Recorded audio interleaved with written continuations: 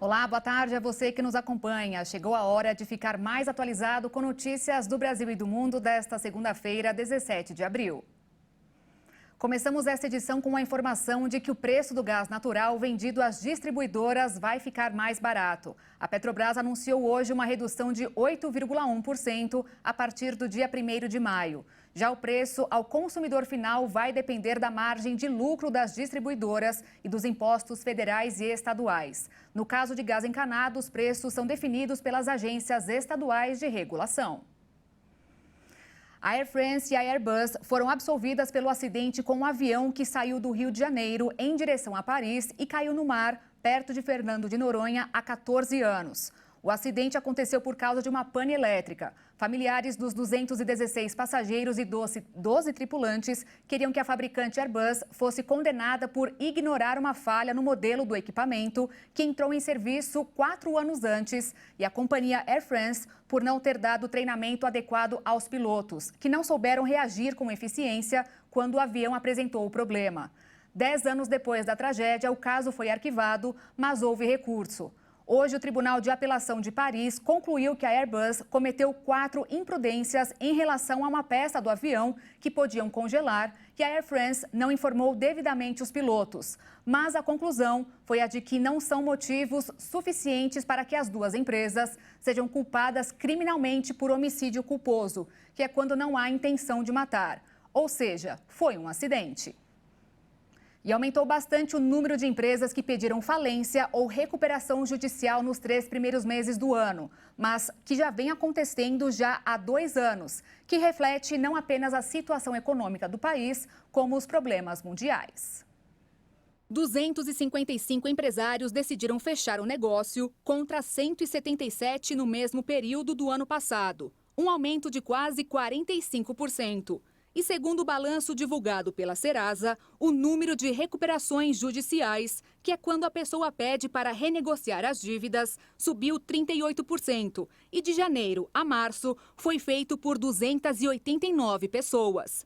E estas empresas, entre aspas, muitas vezes são pessoas físicas que abrem um negócio para fugir do mercado de trabalho com salários médios cada vez mais baixos. São microempreendedores. Tanto que os setores com maiores dificuldades é o de serviços, seguido pela indústria e pelo comércio. 3 fatores são apontados como os maiores responsáveis pelas dificuldades destas microempresas: os juros altos, a relutância dos bancos em fazer empréstimos e, por fim, e mais importante, a redução nas compras. Mas é bom não esquecer que também há casos de grandes empresas, como a Americanas, a Marisa, a PAN e a Livraria Cultura.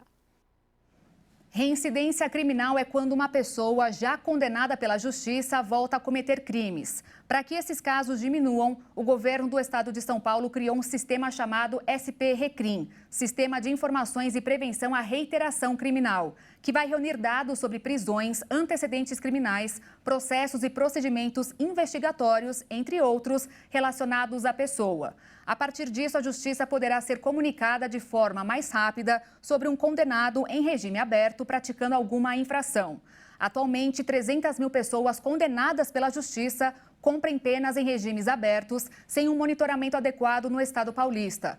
O sistema fará parte do Sistema Estadual de Coleta de Estatísticas Criminais, que divulga todo mês balanços estatísticos de crime e atividade policial, além de dar suporte aos policiais no trabalho operacional.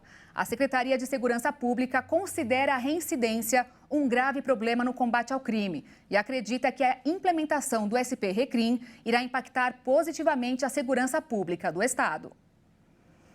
E olha só, entre 2019 e 2022, as vendas com leilões de bens do crime organizado cresceram 29 vezes, passando de R$ 4.600.000 em 2019 para 126 milhões no ano passado.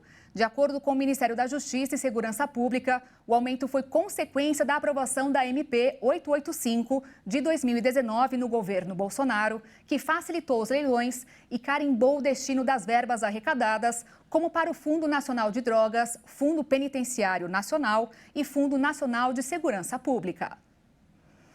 Começou hoje em São Paulo a vacinação contra o vírus influenza, que é o causador da gripe, para os novos grupos prioritários.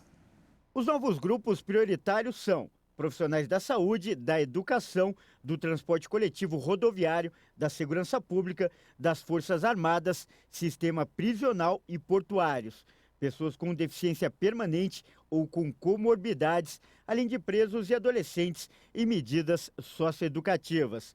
Além dos novos grupos, também estão sendo vacinadas pessoas com mais de 60 anos de idade, crianças com idade a partir de 6 meses e menores de 6 anos, gestantes, puérperas, imunossuprimidos e indígenas.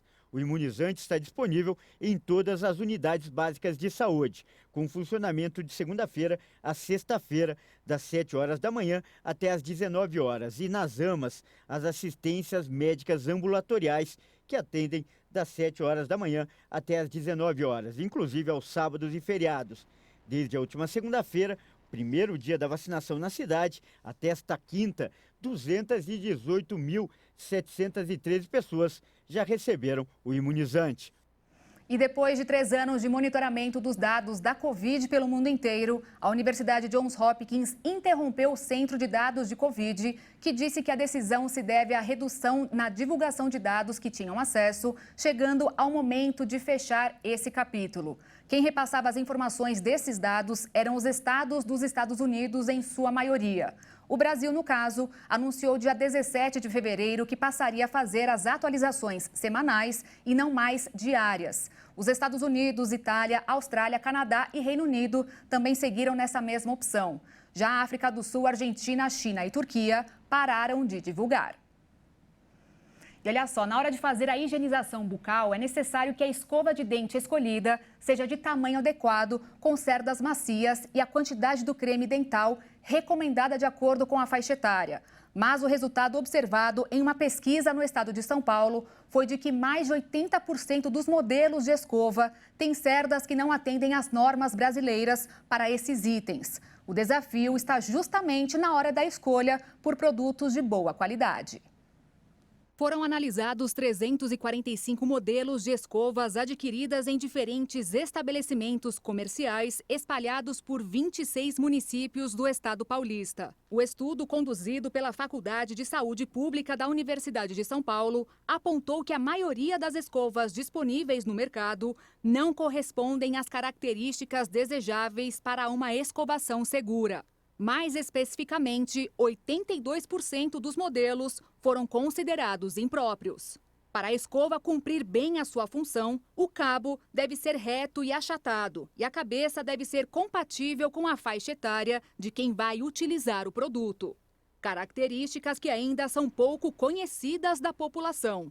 Por exemplo, cada modelo deveria conter 18 tufos com 80 cerdas em cada um, totalizando 1.440 cerdas. Acontece que essa quantidade, no formato errado, representa riscos à saúde bucal.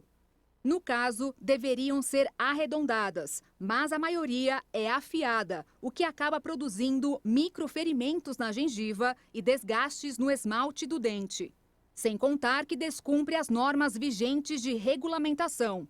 As falhas nas normativas fragilizam e dificultam a eficácia das ações de vigilância sanitária. Ainda de acordo com o estudo, é praticamente impossível averiguar o acabamento das cerdas a olho nu. Então, o consumidor fica à mercê da honestidade do fabricante.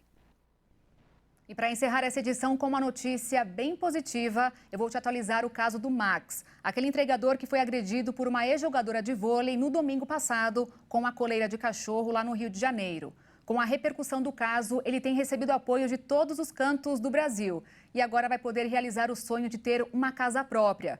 Em apenas 2 dias de uma vaquinha para este pai de 3 anos, já foi arrecadado um valor que ultrapassa os R$230 mil. Max também ganhou plano de internet para o celular, uma moto e uma bolsa de estudos. Ele quer ser advogado e ajudar outras pessoas pretas. Demais, né? Eu fico por aqui às 6h30. A Juliana Dariva e a Maria Alice Dias trazem mais notícias para você. Às 10 da noite, eu e Alexandre Giaqueto te esperamos ao vivo no Jornal das 22. Obrigada pela sua companhia e um ótimo início de semana. Tchau.